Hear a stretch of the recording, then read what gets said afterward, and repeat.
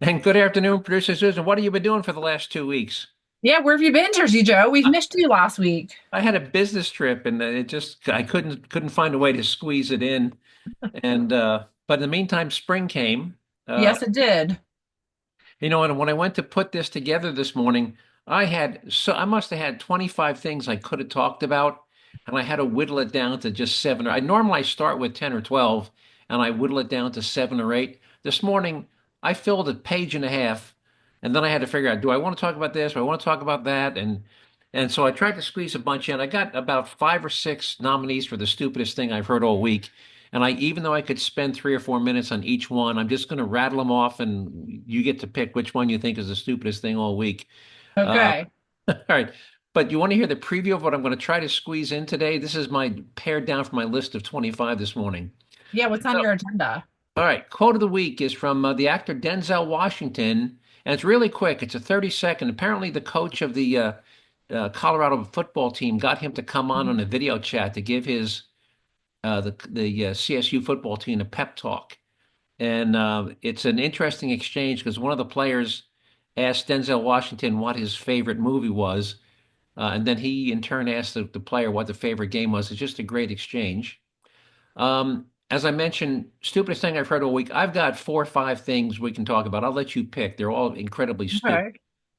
Um, and then I've got a clip of a city council meeting in Fort Myers, Florida, where the city council is faced with the decision to either to allow their police department to cooperate with ICE or lose federal funding. And some of the council members are brought to tears by this awful choice. Do we allow our police department to cooperate with ICE or do we forfeit our federal funding? And they're literally weeping at the council meeting. Maybe that should have been one of the stupidest things I heard all week, but it's just hilarious. Not a tough decision. And if you want to don't let, then be ready to stand up and be ready to deal with the consequences. All right. I'm going to tell you about massive fraud that the Trump administration. Remember back during COVID, we had the stimulus checks, we had the unemployment. You would get an extra $300 a week, and then there was what's called paycheck protection loans, where if you Yes. were a business, you could get a forgivable loan from the administration if you agreed to retain at least 75% of your workforce. That was called the paycheck protection loans. Mhm. Well, they've discovered billions and billions of dollars of fraud, and I'll tell you, how big it is and how egregious some of that fraud was. And then an associated piece, we're going to tell you about a bill that was introduced to extend the statute of limitations to prosecute that COVID fraud. Again, that's in the billions of dollars. And how many Democrats voted against that very simple bill? Um, Mail delivery trucks. You probably don't get mail delivery. You got what, a post office box, I have a post office box in our little town. but you've seen the little white UPS, Yeah, that little of post. course. Yeah. Everybody's seen a mail truck. Well, part of the Green New Deal was to replace 60,000 of them with electric vehicles, and they awarded a $3 billion contract 2.5 years ago. We'll tell you how many of those $60,000 mail trucks have been delivered so far, 2.5 years later, and what the likelihood the rest will be delivered. In our way back segment, you may not remember this, but it was back in 2016, Elon Musk was the darling of the left. They were praising him. He was their Mhm. darling. And there's Now, actually, and now the left hates them. but yeah, there was actually some memes they used to post about Elon 8 years ago. And I'm going to read you one of those memes from one of the far left websites. Um, Moving on, have you ever heard the justification, when Democrats want to pass something? Well, we need to do this even if it would only save one life. Have you ever heard that? Yes. It's like, Yes. well, we need to put these bike lanes in because even if it's justified, even if it would only, they'll use that for, we need to have better gun control laws, even if it would only save life. We need to lower the speed limit, even if it would only save one life. Well, we'll tell you about a tragedy that has been repeated numerous times, and why the Democrats are not willing to apply that same logic to this type of tragedy that keeps repeating over and over. If we have time, I'll tell you about a new scam that starts when you come home and find a free gift on your front porch with your name on it.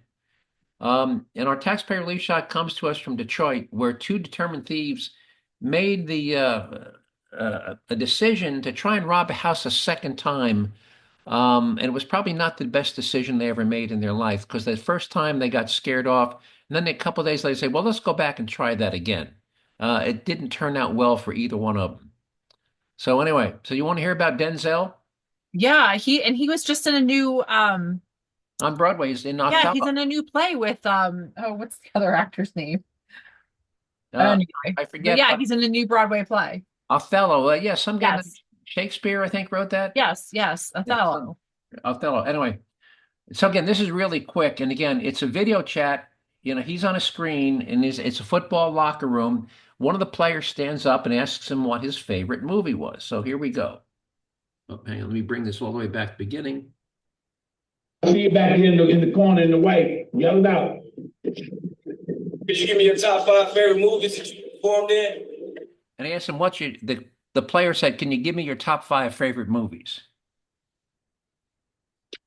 I always say this. People say, "What's your favorite movie?" I say, "My next one." What's your favorite game that you've ever played in? It's your next one because it's your opportunity to do better. I see you back here in the corner. How's that for words of wisdom? Your next Yeah, one. absolutely. It was Jake Gyllenhaal was the other person I was thinking of. They're in Yeah, Othello together. yeah. But isn't that such a beautiful Yeah, word? It's your next one because it's the yeah. opportunity to show people how good you can be. Hmm. Don't rest on your laurels. Don't stop trying. So he says, "My next movie is my favorite one." And you, as a football player, your next game should be your favorite game because it'll be the chance to show people how good you are, how much you've improved, that you're not coasting anymore. You're not just going through the motions. So I just thought that was a great, Yeah, great quote. absolutely. All right. And that'll be in the notes. The link to that'll be in the notes. And if anybody wants to see where I live, he was in a movie a couple years ago with Chris Pine called Unstoppable about a runaway train that was all filmed right here in our little town. Yep. I remember that movie. All right. So here's our list of stupid things I've heard all week. So we all know who Governor Tim Walz was, right? Our former Yep, VP, Democrat VP candidate. Well, yep. he's been going around, he's been cheering the drop of Tesla stock price. Now, Tesla stock price has fallen about $20 a share over the past 2 months since Trump has been inaugurated. And he's out there cheering, well, he's a governor of Minnesota. The Minnesota Public Employees Present Fund, Pension Fund owns 1.6 million shares of Tesla stock. So when Tesla stock drops $20 a share, that costs the pension plan, his own state's pension plan, $32 million. Now, if you were the governor of Minnesota, would you be cheering the fact that your No, pension absolutely plan not. lost $32 million in Absolutely 60 not. days? No. Okay.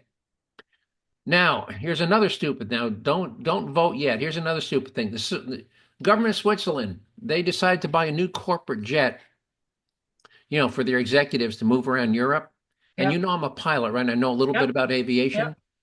Well, they bought this magnificent $117 million private jet. I think it seats like 14 people. And after they took delivery, they found out two things. Number one, not only is it too big to fit in the hangar, in the government hangar on the airport, there is such a thing as minimum runway length. This Yes. plane, because it's so big and powerful, is too big for the length of the runway, and it can't land or take off on the runway at the airport next to the Geneva. So how stupid is that to not Yeah. think those things I through? mean, those are two basic things that you should, Yeah, especially if you consulted with another pilot yeah. actually the pilot who would, I would assume that pilot would know. Yeah, if you're going to buy a pickup truck, step one, will it fit in my garage, right? Yeah. So they didn't even check the dimensions to see if it would fit in the hangar. And apparently they didn't consult the pilot because he would have pointed out, well, you only have a 5,800-foot runway and this airplane requires 6,500 feet to take off and land, and you don't have it. Philadelphia this week, um, a thief with a pair of bolt cutters cut into a high voltage junction box to try to steal some copper. And after he got the lock off, he cut into a live high voltage line. He's in the hospital in critical condition. Uh, so that's pretty stupid, right? Yeah. And then in California, another guy did the same thing. And he's not in critical condition. They found him DRT, dead right Oh, there, that right there. cut into a another high voltage line. So copper thieves are not the brightest people in the world. The other one, I think I may have sent you a copy. In California, a shooting range was told they weren't ADA compliant because their signs didn't have a Braille subtext. Oh, So they had to put up signs directing people to it says shooting range this way with an arrow. They had to make those, they had to add a Braille subtext to the signs that said shooting range this way. All right. So wait, we got one more though. One more.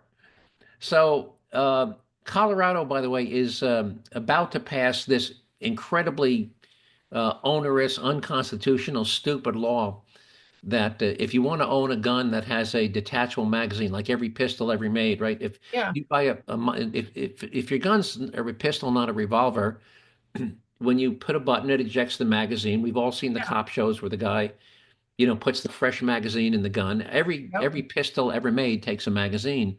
Mhm. Well, they're saying unless you take a special 12-hour course and pay this ridiculous fee and apply, you can't buy or own a gun that has a removable magazine. A really ridiculous law. They all remove. I'm They're all confused. removable. Anyway, so one of the state legislators, who is a Republican, and he's obviously opposed to this bill, well, he shows up to the session where this bill is being debated with his personal laptop, and he has a sticker on his laptop. It's his personal laptop that says, "Shall not be infringed," and then dash Second Amendment. Well, that's the reading. The right to keep and bear arms shall not be Yeah. infringed. So he has "shall not be infringed" on a sticker, on a decal on his laptop, and then there's somebody, one of his colleagues, Democrat colleagues, objects, point of order, and says that's inappropriate. And he's being directed by the Speaker of the House, who's a Democrat, to remove or cover up that sticker um, on his personal laptop. Now, again, this is First Amendment, right? This is Freedom of speech. freedom of speech, right? First Amendment. Here we go. And we're talking about inside the congressional hall. Right. It's inside the state capitol building. So here we go. In case anybody's wondering, the reason that because I had to cover up this and then they couldn't stand my sticker and I actually had it said shall not be infringed and signed 2A, and that was considered offensive, which I understand would be offensive to this bill. But so Mr. DeGraff, there is just a rule that we don't have that type of things in the well. And by "in the well," he means in the well of the house. So okay, no displays of the Constitution in the well. Got it. That right there, no displays of the Constitution in the well. Right. That's ridiculous. That is absurd. I personally would have refused and said, if you want to expel me from this session, go ahead and expel me and I'll see you in court. That's what I would have done. So they're finding the Second Amendment. So it's a violation of his First Amendment right and a violation of his Second Amendment right. Yeah, no, it's a violation of the First Amendment to not. Well, but it should be infringed upon his right to voice his opinion. Right, silently. The sticker is the First Amendment. Right. He's not interfering. He's not interrupting. He just has a sticker on his laptop.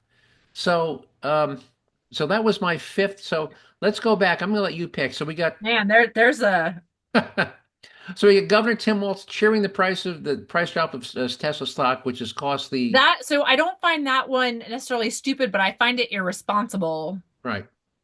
So that's irresponsible. I don't find it stupid, but more so irresponsible. Swiss government buying $117 million. That one they should have consulted with the pilot, any pilot, or that they can't pilot. use. So yeah, that copper thieves killing themselves and maiming themselves. Yeah. California gun range being able to add Braille subtext to their. I can see that one because so it is a requirement of all public facilities to be ADA compliant. So where do you draw the line to say, well, just because you have this activity that a person who is visually impaired can't participate in, so does that exclude you from having to obey the law? Right. Oh, so I could see why that one would pass though. Like that's okay. And by the way, and we do have, but before you vote, I actually forgot I have one more. oh, okay. So there's six. And I think this is the winner.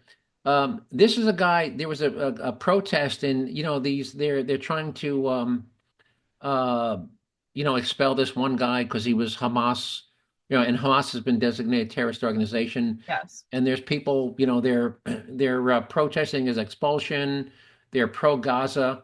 I think this is the winner right here. So this is a guy interviewing these college students who are holding signs that have things written on them, like from the river to the sea. Yeah. And then they're chanting things, and he's asking them, "Do you know what that sign means? And do you know what that chant means?" So here we go. Well, hang on, I got to turn on the.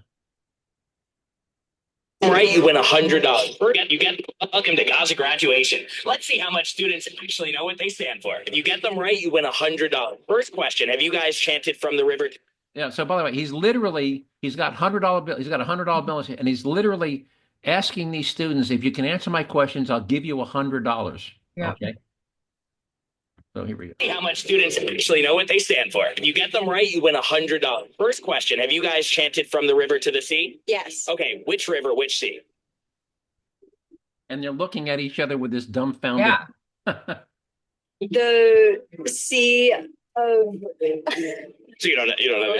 No. The answer was the Mediterranean and the Jordan. What? Which, by the way, means which is where the country of Israel lies. So when they talk about that's the borders of the water borders of the country of Israel. East and western border. So when they talk about from the river and the sea, they're basically talking about wiping Israel off the map. All right, so let's keep going.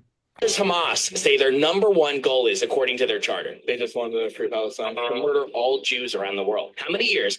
You hear that? They just want to free Palestine. No, Hamas's written goal, it's in their charter, is the elimination of the state of Israel. I'm going to back that one up. Just wanted to free Palestine. The goal is, according to their charter, they just wanted to free Palestine. To murder all Jews around the world. How many years did Israel occupy Gaza? Late 1800s, the entire time. Since 48. It's actually under Egyptian control for the first 20 or so years, and then Israel actually left Gaza in 2006. They left? What does Antifada revolution mean? I don't know what that means. But you've chanted it? Yeah. It's like a global call to murder Jews. Wow.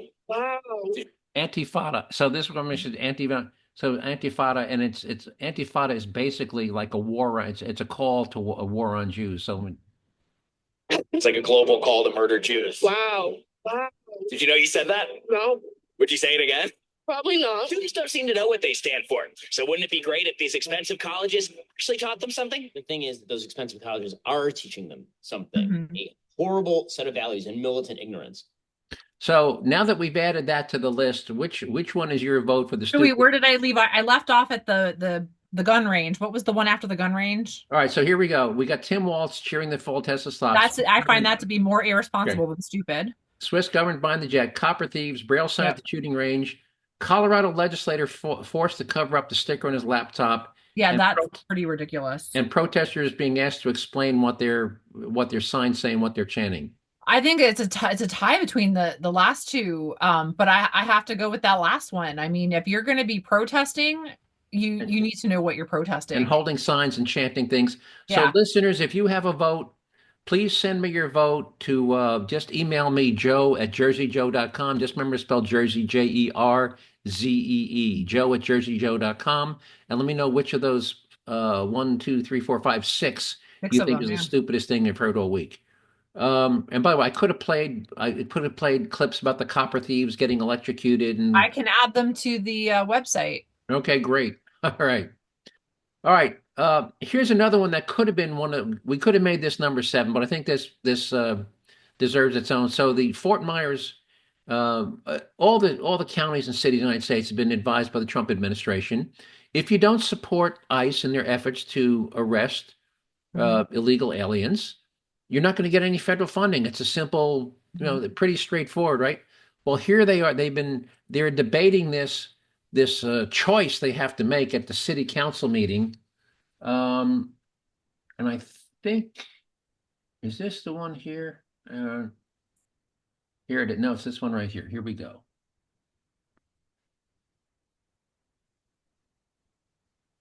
Thank you for what you said. Thank you for your comments. I cannot begin to imagine how difficult it was for you.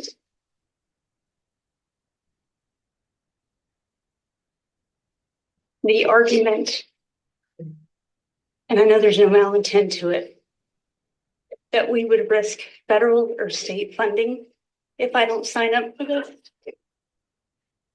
Oh, and she's the mayor. That's what she says if I don't sign up for this, because she's the mayor. She's the head of the city council. It is a tumultuous day and age. And this is the day I hate sitting in the seat. But my city's not for sale. The mayor. Councilmember Gerald. Council. Person, thank you for your words and thank you. Person break. I can't. And this other, I'm not going to play the whole thing. It goes on. And this other councilwoman reaches over and she's holding her hand and she's in tears too. They're crying, "Hey, it's straightforward. You know, you put your big boy pants on." What's your reaction? Yeah, I mean, they're wanting to arrest these people that are here illegally and many of whom have committed crimes. Right. You know, and if you want to stand by your principles, then okay, then, you know, be defiant, you know, be grown up about it. You got a simple choice to make. You want federal funding or you want to cooperate with ICE. But you know, there's nothing wrong with, you know, that America was founded on immigration, right? Right. But your parents, grandparents, great-grandparents, my grandparents, great-grandparents, they came to this country through legal channels. And we've said this before, and I forget who said this originally, that, you know, this whole immigration status, this doesn't mean, you know, you can't come into our country. It means you got to use the door. Right. You can't climb over the fence. You got to use the door. Right. And we played 2 weeks ago, we played the clips from both Hillary Clinton and Barack Obama saying that exact thing. Yeah. You can't jump the line. Yeah. You got there is a proper way to come into this country, and you can't come into this country and then commit crimes against our citizens. Well, by the way, coming into this country without going through proper channels is already a crime. It's already a crime, correct? That but coming into this country and committing robberies and rapes and murders. Right.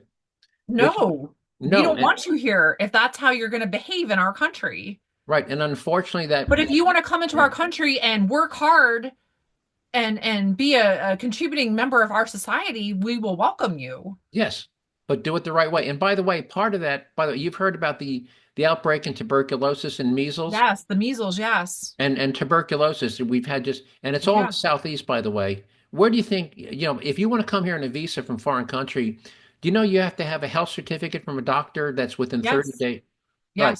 So if you want to come here from Spain or something, you have to produce, before you will be issued a visa, you have to go get you have to go get a physical, and you have to get a health certificate saying, yes, you're free of communicable diseases. Well, the 2 million people a year that were coming in over our southern border, not a single one of them had a health certificate. So are we surprised that there's an outbreak of measles and tuberculosis? No, not at all. And these are diseases that we eradicated, and now they're popping up again. Popping up again because you got all these people from South and Central America coming here, you know, where those diseases have not been eradicated, and they're bringing them here. So, so that's just another byproduct of that. And I've got, unfortunately, one of our stories today about if it would only save life has to do with illegal immigration and legal immigrant and what he did. All right, so let's talk about COVID fraud. So here's a tweet from Senator Joni Ernest, and let me read her whole tweet.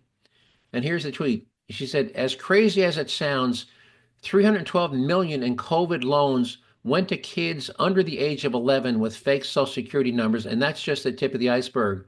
My oversight committee has uncovered, wait for it, 5.4 billion in COVID loans that went to individuals using fraudulent Social Security numbers. Can you imagine that? 312 billion to kids under the age of 11 and 5.4 billion to people with fraudulent Social Security. Now, so what does the House of Representatives do? Because right now there's a statute of limitations on loan fraud for the government, and I think it's 4 years.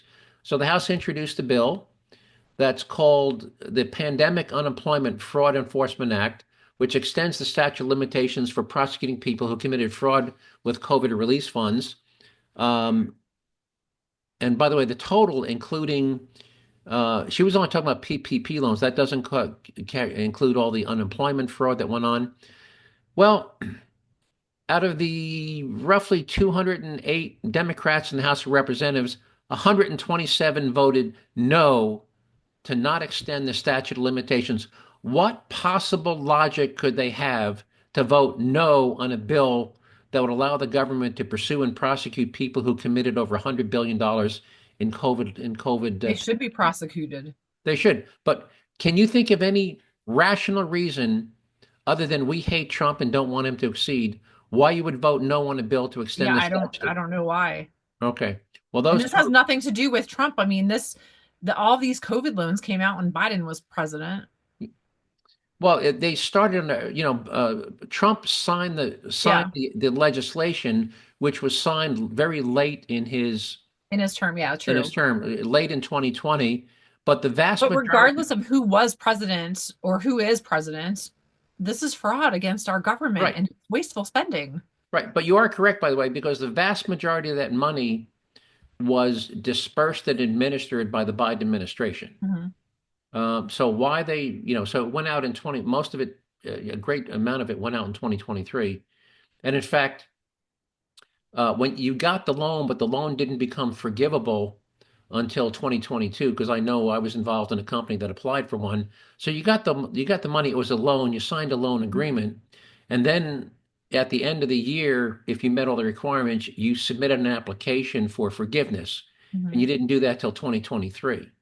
So so it wasn't that long ago when people were getting those loans forgiven. Yeah. All right, let's talk about more government waste. So remember the Green New Deal in 2022? Yeah, vaguely. All right. Well, buried in the Green New Deal was $3 billion. That's billion with a B, to buy 60,000 electric post office trucks. Yes, I do remember this. 2.5 years later, out of the 60,000 is a big number, right? A nice fleet, yeah. That's more than 1,000 for every state in the union. You know how many of those 60,000 have been delivered as of the end of last year? I'm going to say less than half. How about less than 100? Total. Total, 93. 93 wow. 2.5 years later, 93 out of 60,000 were delivered by the end of last year. 93. And if you read the whole article, I've got the whole article, there are serious doubts that the contractor is saying, well, we don't know if we can build them for that price. It may bankrupt the company. Yeah. And by the way, they were the contract initially said, we'll build them for, before I tell you this number. So, a post office truck is nothing more than a box body put on like a pickup truck, like a pickup truck body, like a 150 pickup truck. Yeah, because they're not even powerful. I mean, they don't, They got four-cylinder engines. Yeah. The contractor quoted 77,692 each. Wow. So out of 60,000, I mean, they should be like 20,000 each. Well, I don't know what an actual mail truck costs, but I'm thinking they should be in the ballpark of 20 grand. Well, and these supposed to be battery, and these don't need a lot. We're not talking.